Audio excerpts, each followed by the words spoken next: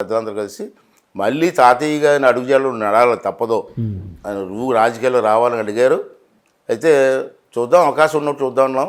ఈ లోపల దేవుడి దయ వల్ల, భగవంతుడి దయ వల్ల రామారావు గారి రూపంలో కబురు రావడం, సరే నేను అంగీకరించడం, వారు కూడా ఆశీర్వదించడం జరిగింది. రామారావు గారిని అంతకు ముందు ఎప్పుడైనా కలిసారా సార్? అదే కలవడం ఫస్ట్ టైం అండి. సినిమా షూటింగ్లో నేను కాకినాడ చదువుకునేవాడిని. అతను సినిమా షూటింగ్లో కొత్త దూరం నుంచి చూసాను. ఎక్కడ సార్? కాకినాడ అండి. కాకినాడలో చదువుకున్నారు. పిఆర్ కాలేజీలో. పిఆర్ కాలేజ్ సార్, పూర్తి చేశాను. అక్కడికి అప్పుడప్పుడు షూటింగ్కి వచ్చేవారు అతను. యానాం కానీ షూటింగ్ సరదాకి వెళ్ళి చూస్తూ ఉంటారు అంతే. నాకు పరిచయం లేదు ఆ రోజు ఫస్ట్ టైం. మీరు ఫస్ట్ టైం ఎన్టీఆర్ గారిని కలవడానికి వెళ్ళినప్పుడు ఆయన ఏ కాస్ట్యూమ్స్లో ఉన్నారండి? అప్పటికి ధవల వస్త్రాల్లో ఉండేవారా లేకపోతే శ్వేత వస్త్రాలా? అప్పుడు వైట్ డ్రెస్, పందూరు పంచ కట్టుకుని ఉండేవారు. అది విగ్రహం అండి. ఇదే అతను చూస్తుంటే ఇదే దేవుని చూసినట్టు ఫీల్ అయ్యేవాళ్ళు. మా తాలూకా మొఖంలో తేజస్ కానీ, హైట్ కానీ, అది మాట్లాడే విధానం కానీ నిజంగా దేవుని చూసినట్టే ఫీల్ అయింది నాకు ఫస్ట్ టైం నేర్చుకున్నట్టు. బ్రదర్ అని సంబోధించారండి? తమ్ముడు అనేవారు. తమ్ముడు అనేవారా? తమ్ముడు కూడా కాదు, తమ్ముడు గారు. అతను సంస్కారం అనుకో ఏదో తెలియదు. కానీ నేను ఒక రోజు అడిగాను కూడా. నేను మంత్రి ఇచ్చారు నాకు. మళ్ళీ మంత్రి ఇచ్చిన తర్వాత వెళ్ళి అన్నగారు తమ్ముడు అంటేనే మేము చాలా హ్యాపీ ఫీల్ అయిపోతాం, మళ్ళీ తమ్ముడు గారు అంటున్నారు ఏంటండి, ఎందుకు అంటున్నారు సార్ అన్నాను. అంటే సంస్కారం బ్రదర్ అన్నాడు. అంత పెద్ద ఆ విధమైన స్వభావం కలిగిన వ్యక్తి. చాలా ఎంకరేజ్మెంట్ ఇచ్చేసారు. చిన్న కుర్రాడు అయినా సరే ఎండ మంత్రి అవ్వడం, పని చేయమంటాం, చాలా ఎంకరేజ్ చేశారు నాకు. 82లో గెలిచిన వెంటనే మీకు మంత్రి పదవి ఇచ్చారండి? లేదండి, 82లో గెలిచిన తర్వాత, 83లో గెలిచిన తర్వాత నాదెండ్ల భాస్కర్ గారు గొడవైంది. అవునండి. అప్పుడు మళ్ళీ డిజాల్వ్ చేసి 85లో మళ్ళీ ఎలక్షన్ వచ్చింది. మళ్ళీ 85లో నాకు టికెట్ ఇచ్చారు, గెలిచాను. గెలిచిన వెంటనే నాకు టెక్నికల్ ఎడ్యుకేషన్, స్పోర్ట్స్ ఇవన్నీ కలిపి మంత్రి ఇచ్చారు ఫస్ట్. అప్పుడే కాలేజీ నుంచి రిలీవ్ అయ్యారు. సో టెక్నికల్ ఎడ్యుకేషన్ అవన్నీ, స్పోర్ట్స్ అవన్నీ ఇచ్చారు. సో రామారావు గారితో పనితీరు ఎలా ఉండేది సార్? అతను కల్మసం లేని మనిషి అండి. ఇప్పుడు రాజకీయ వాతావరణం వేరు, అప్పుడు వేరండి. ఉన్నది మనసులో ఏమొస్తే చెయ్యాలని దృక్పథం. పేదవాడి కోసం ఎక్కువ ఆలోచించేవారు. రాష్ట్రాన్ని అభివృద్ధి చేయాలి. అప్పుడు ఉమ్మడి రాష్ట్రం కదా తెలంగాణ, మనకు కలిసి ఉండేది. చేయాలనుకునేవారు. అనేకమైనటువంటి నిర్ణయాలు తీసుకున్నారు. ఆ నిర్ణయాలు చూస్తే ఇప్పుడు ఆశ్చర్యపోతారు. ఇప్పుడు కూడా అటువంటి నిర్ణయాలు తీసుకున్నారు. మున్సిపీకరణాలు పోస్టులు రద్దని, పట్వారీ వ్యవస్థ తెలంగాణలో రద్దని చాలా శాస్త్రం చేస్తే చేయలేదు. అటువంటి చేశారు. ఎడ్యుకేషన్కి బాగా ఇంపార్టెన్స్ ఇచ్చారు. పేదవాడి కోసం ఆలోచించారు. కేజీ ₹2 బియ్యం అన్న పథకాన్ని ఆ రోజు రామారావు గారు పెట్టిన సంగతి మీ అందరికి తెలిసిందే. First time. తర్వాత పక్కా ఇల్లు అని దేశంలోనే మొట్టమొదటిసారి కదా సార్ ఒక రాష్ట్రంలో పెట్టాం. రాష్ట్రంలో పెట్టాం పక్కా ఇల్లు. అప్పుడు ఇందిరాగాంధీ గారి టైంలో ఇల్లు కూడా ఇచ్చారు. ఇల్లు దాన్ని కమలిల్లు అంటారు, తాటాకులు. రామారావు గారు వచ్చిన తర్వాత తాటాకులు ఉండడానికి వీలు తెలిపి పక్కా ఇల్లు కట్టాలని చెప్పి పెంకుటిల్లు లక్షలాది ఇల్లు కట్టించి పేదవారికి ఇచ్చిన మహానుభావుడు నందమూరి తారక రామారావు. మరి అంత ప్రేమించే ఎన్టీఆర్ గారు 94 ఇష్యూ కదండి, చంద్రబాబు గారు డిఫర్ అవ్వడం, లక్ష్మీపార్వతి గారు వాళ్ళ నుంచి డిఫర్ అవ్వడం, ఇలాంటివన్నీ జరిగాయి కదండి. అప్పుడు మీరు చంద్రబాబు గారు స్టాండ్ తీసుకున్నట్టున్నారు కదండి. చంద్రబాబు గారితో బయటకు వచ్చారు, అంటే ఆ స్టాండ్ తీసుకున్నారు. అంత ప్రేమించే, అంత అభిమానించే మీరు అంత రెస్పెక్ట్ చేసే రామారావు గారితో ఎందుకు ఉండలేపారండి? కారణాలు ఏంటి సార్? దానికి కారణం ఏంటంటే రామారావు గారు నాకు లైఫ్ ఇచ్చింది చెప్పారు. నాకు దేవుడు లాంటి వ్యక్తి. కానీ ఆ సమయంలో కానీ నా స్టెప్ తీసుకోకపోతే ఎందుకంటే రాక్షసి లక్ష్మీపార్వతి అతను గ్రిప్లోకి వెళ్ళిపోయి అతను చెప్పిందే వేదం సార్. నిజమా సార్ అది? అంటే ఎందుకంటే రకరకాల విమర్శలు అయితే వస్తుంటాయి, అందులో నిజమండి. స్వయంగా అన్నగారి ఇంట్లో ఉన్న మనిషిని నేను. ఈవిడ పెత్తనం రామారావు గారిని లొంగ తీసుకొని ఆ వయసులో ఈవిడ అడ్మినిస్ట్రేషన్ చేయడం మొదలెట్టింది. ఎందుకు నాకే ఫోన్ చేసి అనేక సార్లు ఆ ట్రాన్స్ఫర్ ఈ ట్రాన్స్ఫర్ నువ్వెవరు నాకు చెప్పడానికి వాదించిన సందర్భాలు ఉన్నాయి. అప్పుడు మినిస్టర్గా ఉండేవారు sir? R&B minister. Okay, R&B. అప్పుడు R&B ఇచ్చారు నాకు. ట్రాన్స్ఫర్ గురించి మాట్లాడితే మీరు సంబంధం లేదు, అన్నగారు చెప్తే చేస్తాం, మీరే చెప్పడానికి అన్ని సందర్భాలు కూడా ఉన్నాయి. అలాగా అడ్మినిస్ట్రేషన్ పాడు చేస్తూ ఉంటే అప్పుడు పార్టీలు చెదిరిపోతూ ఉంటే, కొంతమంది విడిపోతూ ఉంటే అప్పుడు పార్టీ రామారావు గారు పెట్టి పార్టీ నష్టపోవడానికి వీల్లేదని చెప్పి స్టెప్ తీసుకునే ముందుకు కూడా ఒక 10 మంది వెళ్ళి రామారావు గారు కలిశారు సార్. కలిశారు. సార్ ఇది పార్టీ అలాగే అయిపోతుంది, ఆవిడ అడ్మినిస్ట్రేషన్ పాడు చేస్తుంది, పార్టీని మీరు ఎంతో కష్టపడి పెట్టిన పార్టీ ప్రజలు ఆదరించారు, మీరు కొంచెం ఆలోచించారంటే నో అన్నారు. ఆ కమిటీలో అశోక్ గజపతి గారు ఉన్నారు, తర్వాత చనిపోయారు హరికృష్ణ గారు ఉన్నారు, వీళ్ళందరూ ఉన్నారు. వీళ్ళందరూ వీళ్ళు అడిగారు. అడిగితే రామారావు గారు పాపం ఆ మాయ లేడీ అంటారు కదా, మాయ లేడీ చేతిలో జరిపోయి నో మీరు చెప్పింది విన్నారు.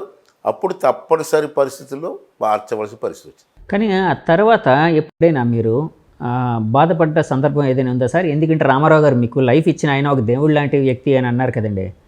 ఆయనతో డిఫర్ అవ్వాల్సి వచ్చింది అంటే ఆయన బాధ పెట్టాల్సి వచ్చింది అని ఎప్పుడైనా మీరు బాధపడ్డ సంఘటన? అందరూ బాధపడండి. ఆ రోజు తెలుగుదేశం పార్టీ వాళ్ళు ఎవరికి టికెట్లు ఇచ్చారో అందరం బాధపడ్డాం. అయితే అతను పెట్టిన పార్టీ భూస్థాపితం ఆ రోజుతో జరగకూడదు. ఓకే, కలకాలం ఉండాలి. సార్ ఒకవేళ లక్ష్మీపార్వతి గారి చేతుల్లోకి వెళ్ళి ఉంటే పార్టీ అంటే రామారావు గారు ఆవిడ చెప్తున్నట్టు వినేవారు అని అన్నారు కదండి, ఆవిడ చేతుల్లోకి వెళ్ళి ఉంటే తెలుగుదేశం అనేది ఉండేది కాదండి. ఆవిడ చీరలకు కూడా లొంగిపోయేదండి. ఎవరైనా పని ఉంటే పట్టు చీర చాలు. మీకు నాకు గుర్తుందో లేదు, పూర్వం ఉన్నటువంటి విలేకరులు అడగండి, హైదరాబాదులో ఆవిడ పట్టు చీరలతో తులాభారం పెట్టారు లక్ష్మీపార్వతికి. ఎప్పుడో చెన్నారెడ్డి టైంలో జరిగింది అనుకున్నాం మనం. చెన్నారెడ్డి గారి టైంలో తులాభారం అవునండి, ఈవిడ పట్టు చీరలతో తులాభారం. ఏంటండి ఇది? రామారావు గారు ఎంత నిజాయితీకి పనిచేశారండి. అతను కాపాడవలసిన పరిస్థితుల్లో అతని పేరు చెప్పుకొని పార్టీకి డ్యామేజ్ చేయడం తప్పు కదా. దాన్ని మేము ఖండించాం.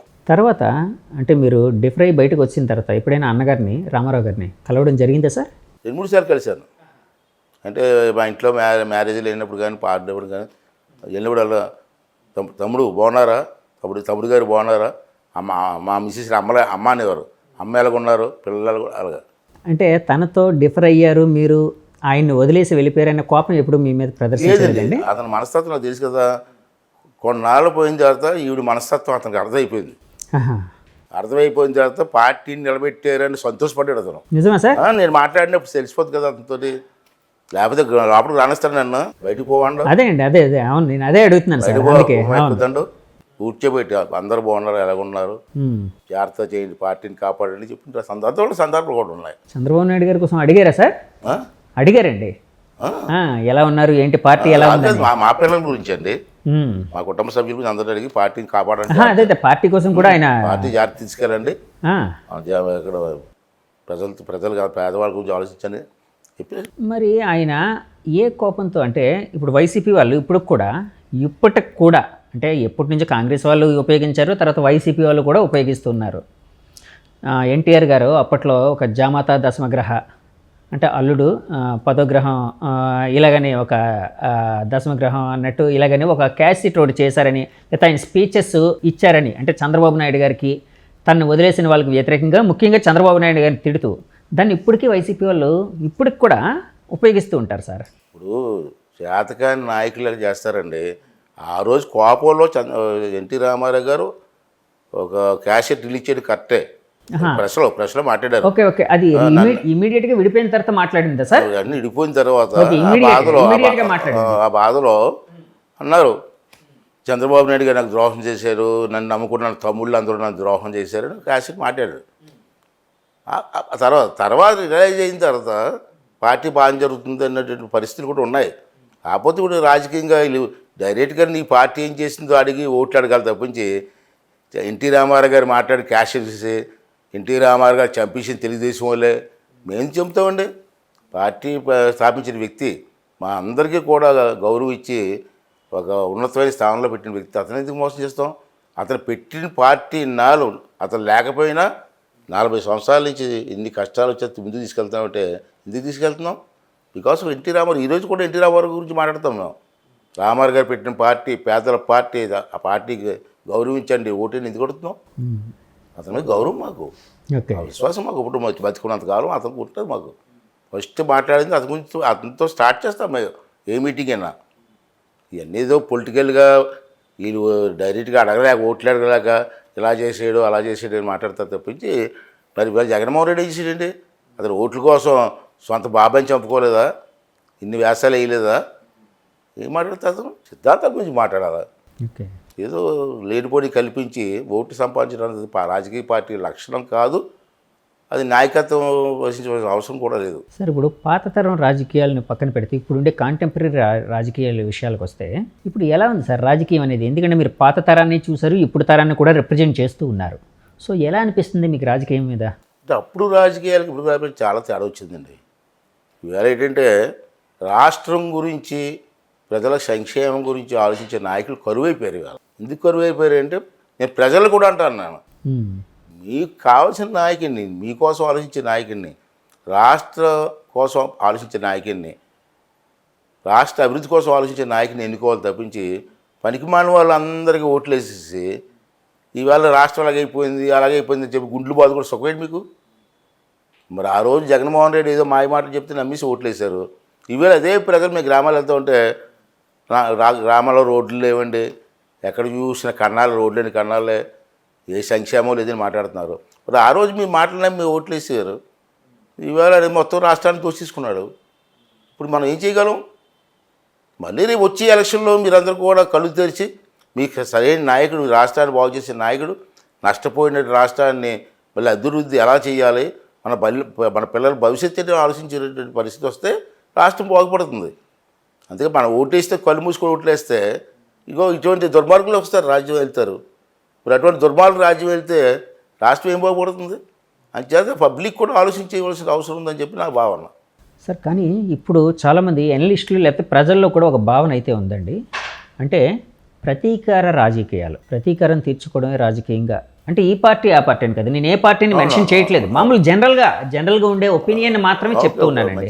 అలాంటివి నడుస్తున్నాయి అని చాలామంది అనుకుంటూ ఉన్నారండి. ఇది మారాలి, చేంజ్ అవ్వాలి అని అనుకుంటూ ఉన్నారు. ప్రతీకార రాజకీయాలు నడుస్తున్నాయని మీరు భావిస్తున్నారా సార్? తప్పనిసరిగా చెప్తాను నేను. దౌర్జన్యం ఇటువంటి పాలన నేను ఎప్పుడు చూడలేదు, గతంలో కూడా జరిగిందని అనుకోను. అంటే దీనికి కారణం కూడా ఉందండి, మూలాలు ఉన్నాయి. ఆవిడ ఇందిరాగాంధీ గారు ప్రధానమంత్రి కూడా ఉన్నప్పుడు ఇటువంటి సంఘటన జరిగాయి. మీకు గుర్తుందో లేదో, మీకు కురవలేమో ఆ రోజుల్లో. ఈ ఎన్నో యాజిటేషన్ జరిగాయి. ఇందిరాగాంధీ గారు ఎమర్జెన్సీ పెట్టి ఎన్ని అవతకం చేశారు మనం చూసాం, గుర్తు చేసుకుందాం. అప్పుడు అదే ప్రజలు మళ్ళీ తిరుగుబాటు చేసి ఇందిరాగాంధీని పక్కన పంపించారు, చూసాం కదండి. ఇవాళ మోడీ గారు అతనికి ఎదురుగా మాట్లాడితే ఇన్కమ్ ట్యాక్స్ రైడ్లు, పత్తండి అది.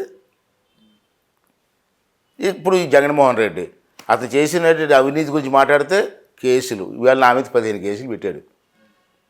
మాట్లాడకూడదా ప్రజాస్వామ్యంలో? మీ మీద నిర్భయ కేసు కూడా పెట్టినట్టున్నారు కదండి. కేసు పెట్టాడు. ఏంటి సార్, ఏ విషయంలో అండి నిర్భయ కేసు పెట్టారు? ఏముంది, దానికి కారణం ఏమీ లేదు. కమిషనర్ ఒక లేడీ ఉండేది, ఒక ఇష్యూలో వెళ్ళి మాట్లాడిన తర్వాత రేపటి లోపుని కానీ మీరు చేయకపోతే, ఆ పని చేయకపోతే పద్ధతి కాదు, బాగుండదని చెప్పారు. ఓకే, దానికి ఏం చేశారంటే నిర్భయ కేసు. ఆవిడ ఏదో నిర్భయ కేసు ఏంటి, ఈ వయసులో నిర్భయ కేసు ఏంటి నా మీద? 3-4 ఏళ్ళ క్రితం సార్, 66 సంవత్సరాల్లో 3-4 ఏళ్ళ క్రితం కదండి అది. 3-4 ఏళ్ళు అయినట్టు ఉంది కదండి నిర్భయ కేసు. సంవత్సరాలు అయింది. అదే ఈ గవర్నమెంట్ వచ్చిన తర్వాత, వైసీపీ గవర్నమెంట్ వచ్చిన తర్వాత, జగన్మోహన్ రెడ్డి టైంలో. ఓకే. నేను చెప్పాను, నువ్వు ఎన్ని కేసులు పెట్టుకున్నా నేను భయపడి ప్రసక్తి లేదు, నువ్వు చేసిన తప్పులన్నీ కూడా మాట్లాడుతూనే ఉంటారు, ఏ కేసు పెట్టు. ఒకరోజు తెల్లవారుజామున వచ్చి మా ఇల్లు గోడలు పాల్గొట్టారు, తెల్లవారుజాము 3 గంటలకు గోడలు. మీ అబ్బాయి కోసం కదండి? అబ్బాయి కోసమేనా? మీ అబ్బాయి గోడ ఆక్రమించారు. ఓకే. ఆక్రమణ అనేది అవును అప్పట్లో చదివాను. కొలతలేసి చూపించమంటే చూపించలేదు. రెండోది అర్ధరాత్రి 3 గంటలకు గోడ దూకి వచ్చారు, అరెస్ట్ చేశారు నన్ను, తీసుకొచ్చి ఇక్కడ కోర్టులో పెట్టారు. కోర్టు ఏమో వాళ్ళు చేసిన తప్పు అని చెప్పింది. ఇలాగ అన్ని కేసులు కూడా వాస్తవాలు లేవు. నన్ను బెదిరించడానికి నా నోటంటే మాట రాకుండా చూడటం కోసం ట్రై చేశారు. నేను కూడా చెప్పాను, మీరు ఎన్ని కేసులు పెట్టినా ఏం పీకలేరు, నన్ను ఆఫ్ చేయలేరు, మీ తప్పులు మాట్లాడుతూ ఉంటామని చెప్పాను. వైసీపీ నాయకులు కూడా కొంతమందిని లక్ష్యంగా చేసుకొని పనిచేస్తున్నారని మీ వాళ్ళు కూడా కొంతమంది అంటూ ఉంటారు. అంటే మీలాంటి వాళ్ళు అటాకింగ్ మోడ్లో ఎవరైతే ఉన్నారో, ప్రభుత్వాన్ని ఎక్కువ విమర్శిస్తూ ఉన్నారో, కొంచెం మాస్లోకి పదునైన భాషతో ఎవరైతే విమర్శలు చేస్తున్నారో వాళ్ళని ఎక్కువ కట్టడి చేయడం కోసం ఇలాంటివన్నీ చేస్తూ ఉంటారు అని అంటూ ఉంటారండి. అంటే మీరు పదునైన భాష ఉపయోగించడం లేదా పదునుగా మాట్లాడడం అనేది కూడా మీ మీదే ఇలాంటి కేసులు పెట్టడానికి దోహదం చేసింది అనుకోవచ్చు అండి.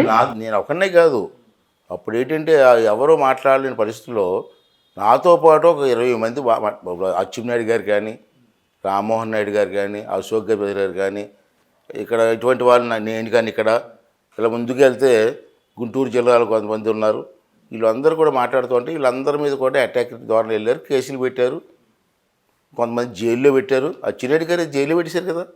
నేను ఒకరినే జైలుకి వెళ్ళలేదు కానీ, కోర్టుకి వెళ్ళడం, స్టేలు తెచ్చుకోవడం కానీ చాలామంది జైలుకి వెళ్ళారు. వీళ్ళందరూ భయపెట్టడానికి ప్రయత్నం చేశారు. ఇప్పుడు ఏంటంటే జనం తిరుగుబాటు చేశారు. ఆ రోజుల్లో ఒక 20-30 మంది మేము తిరుగుబాటు చేసాం. ఇవాళ జనంలోకి వెళ్ళింది అది. ఈవేళ చూస్తారు కదా, ఎక్కడ పడితే అక్కడ జనం తిరుగుబాటు చేస్తున్నారు. అందరూ జగన్మోహన్ రెడ్డి మోసం చేశాడు, ఈ రాష్ట్రాన్ని సర్వనాశనం చేసాడు మాట్లాడే పరిస్థితి వచ్చింది కదా. ఆ రోజు మేము మాట్లాడడం వల్ల వచ్చింది అన్నం. జనం అర్థం చేసుకున్నారు, నిజమే చెప్పింది వాస్తవం, రాష్ట్రం సర్వనాశనం అయిపోతుంది, అప్పుల పాలు అయిపోయింది, కుర్రాళ్ళకి ఉద్యోగాలు లేవు, సర్వనాశనం